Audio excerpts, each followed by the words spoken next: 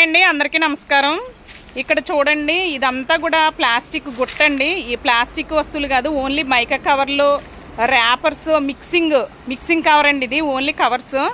మేము ఏంటంటే సర్వీస్ చేయాలనే ఉద్దేశంతో భూమి కలుషితం కాకూడదని ఒక సర్వీస్ లాగా ప్రారంభించి అందరి దగ్గర కలెక్ట్ చేసి పంపిద్దామంటే అసలు మిక్సింగ్ కవర్ ఒక 7-8 నెలల నుంచి అసలు వెళ్ళట్లేదండి. అప్పటి నుంచి ఊరికే రెంట్ కడుతున్నాను. ఒక సర్వీస్ పర్పస్ కింద ఇళ్ళ దగ్గర నుంచి సేకరించి నేను రీసైక్లింగ్ పంపించాలనే ఉద్దేశంతో నేను మొదలు పెట్టానండి. కానీ ఇది ఎవ్వరు పట్టుకెళ్ళట్లేదు. అసలు ట్రాన్స్పోర్ట్కి వచ్చి పెట్టుకుంటానే ఎవరొకరు పట్టుకెళ్ళి దారి చూపించమంటే ఎవరు చూపించట్లేదండి. మరి గవర్నమెంట్ పొడి చెత్త తడి చెత్త అని ఏదో నినాదాలు కూడా ఇస్తుంది కదా.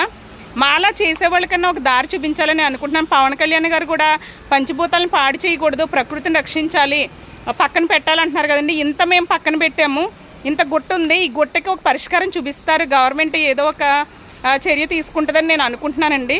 నాకు ఇది ఒక సమస్యగా తయారైంది. ఈ కవర్లు నేను పంపించలేకపోతున్నాను. అది చాలా బాధగా అనిపిస్తుంది. మీరందరూ కూడా ఏదో చర్య తీసుకుంటారని అనుకుంటున్నాను.